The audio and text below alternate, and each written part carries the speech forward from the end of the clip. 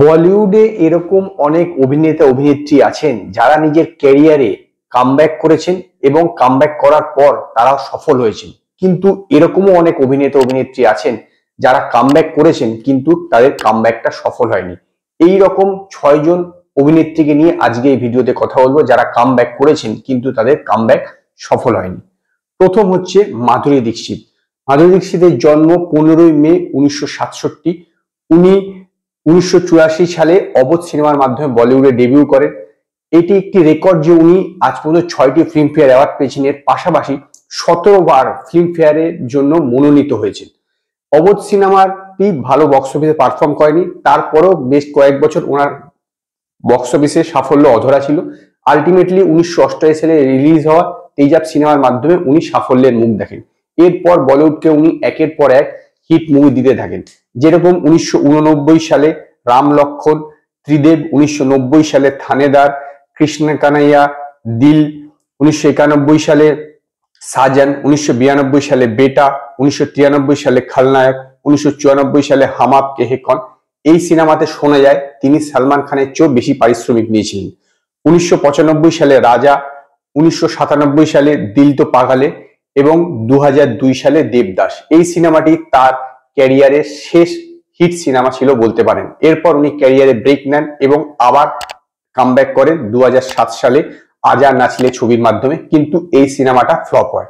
যদিও তারপরে তিনি হিন্দি সিনেমা এবং ওয়েব সিরিজও করেছেন, কিন্তু ঘটনা হচ্ছে তিনি আগে যতটা জনপ্রিয়তা পেয়েছিলেন সিনেমার মাধ্যমে সেই জনপ্রিয়তা কিন্তু উনি আর ফিরে পাননি। দ্বিতীয় নম্বর করিশ্মা কাপুর। করিশ্মা কাপুরের জন্ম 25 জুন 1974। উনি 4টি ফিল্মফেয়ার অ্যাওয়ার্ড পেয়েছেন। 1991 সালে প্রেম কয়েদি সিনেমার মাধ্যমে তার বলিউডে আত্মপ্রকাশ। এই সিনেমাটা কিন্তু বেশ ভালোই চলেছিল। এরপর তিনি ধীরে ধীরে আস্তে আস্তে সাফল্যের মুখ দেখেন, একের পর এক হিট সিনেমা দিয়ে থাকেন, যেরকম 1992 সালে জিগার, 1993 সালে আনারি। এরপর উনি গোবিন্দের সঙ্গে জুটি বেঁধে একের পর এক হিট সিনেমা দিয়ে থাকেন। 1994 সালে রাজা বাবু, 1995 সালে কুলি নাম্বার 1, 1996 সালে সাজন চলে সসুরাল, জিত, এবং এই বছরই একটি সুপার হিট সিনেমা আসে রাজা হিন্দুস্তানি, যার মাধ্যমে তিনি স্টার থেকে সুপারস্টার হয়ে যান। এরপর 1997 সালে দিল তো পাগলে, এই সিনেমার জন্য উনি রাষ্ট্রপতি পুরস্কার পান এবং সেই বছরই আসে জুরুয়া এবং হিরো নাম্বার 1। 1999 সালে বিবি নাম্বার 1, হাসিনা মান যায়গি, এবং 2001 সালে আসে জুবেদা, যার জন্য তিনি ক্রিটিক্যালি অ্যাক্লেম হন। এরপর ধীরে ধীরে তার ক্যারিয়ার ডাউনফল হয় এবং তিনি এরপর ক্যারিয়ারে ব্রেক নেন এবং 2012 সালে ডেঞ্জারাস ইশক সিনেমার মাধ্যমে আবার কামব্যাক করেন, যদিও এই সিনেমাটা সুপার ডুপার ফ্লপ হয়েছিল। এবং তারপরও তিনি বিভিন্ন ওয়েব সিরিজ এবং সিনেমাতে কাজ করেছেন, কিন্তু তার পূর্ববর্তী যে জনপ্রিয়তা ছিল সেটা কিন্তু তিনি আর ফিরে পাননি। 3 নম্বর ঐশ্বরিয়া রায়। ঐশ্বরিয়া রায়ের জন্ম 1 নভেম্বর 1973। উনি 1997-এ और प्यार हो गया সিনেমার মাধ্যমে বলিউডে ডেবিউ করেন, কিন্তু এই সিনেমাটা ভালো চলেনি। এর পরবর্তী এক বছরে উনি বেশ কিছু সিনেমা করেন, কিন্তু সেগুলো ভালো চলেনি। আলটিমেটলি তিনি বক্স অফিসে সাফল্যের মুখ দেখেন 1999 সালে রিলিজ হওয়া হাম দিল দে চুকে সনম সিনেমার মাধ্যমে, এবং এই বছরই আরেকটি সিনেমা রিলিজ করে তাল। তারপর তিনি একের পর এক সুপারহিট সিনেমা দিতে থাকেন। 2000 সালে মোহব্বতে, 2002 সালে দেবদাস, 2004 সালে খাঁকি, 2006 সালে ধুম 2, 2007 সালে গুরু, 2008 সালে যোদ্ধা আকবর, 2010 সালে রাবণ এবং গুজারিশ। এরপর উনি ক্যারিয়ারে ব্রেক নেন এবং 2015 সালে জানবাজ সিনেমার মাধ্যমে আবার কামব্যাক করেন, যদিও এই সিনেমাটি ডিজাস্টার হয়েছিল। তারপরও উনি অনেক সিনেমা করেছেন, কিন্তু তিনি তার পূর্ববর্তী যে জনপ্রিয়তা ছিল সেটা কিন্তু আর ফিরে পাননি। 4 নম্বর প্রীতি জিন্টা। প্রীতি জিন্টার জন্ম 31 জানুয়ারি 1975। উনি 1998-এ রিলিজ হওয়া দিল সে সিনেমার মাধ্যমে বলিউডে ডেবিউ করেন। এই সিনেমাটা বক্স অফিসে সেরকম ভালো সাফল্য দেয়নি, কিন্তু সেই বছরই ববি দেওয়ালের বিপরীতে একটি সিনেমা সোলজার বেরোয়, সেই সিনেমায় কিন্তু বক্স অফিস সাফল্য দেখে এবং এরপরে ধীরে ধীরে উনি বলিউডে নিজের জায়গা প্রতিষ্ঠা করেন। 2001 সালে রিলিজ হওয়া ফিল্ম চোরি চোরি চুপকে চুপকে, ওই বছরই দিল চাহতা है। 2003 সালে the hero love story, Arman, কোই মিল গয়া, কাল হো না হো। 2004 সালে বীর জারা, 2005 সালে সালামি ইশক, সালাম নমস্তে, 2006 সালে কবি अलविदा না कहना, এবং 2007 সালে তিনি করেন ঝুম বারাবার ঝুম, যে সিনেমাটা বক্স অফিসে ডিজাস্টার ছিল। এরপর উনি বলিউডের থেকে ব্রেক নেন এবং আবার উনি 2013 সালে ফেরেন ইশক ইন প্যারিস সিনেমার মাধ্যমে, কিন্তু এই সিনেমাটা ডিজাস্টার ছিল। এরপরে তিনি বেশ কিছু সিনেমা করেছেন, কিন্তু তিনি তার পূর্ববর্তী জনপ্রিয়তা ছিল সেটা কিন্তু আর ফিরে পাননি।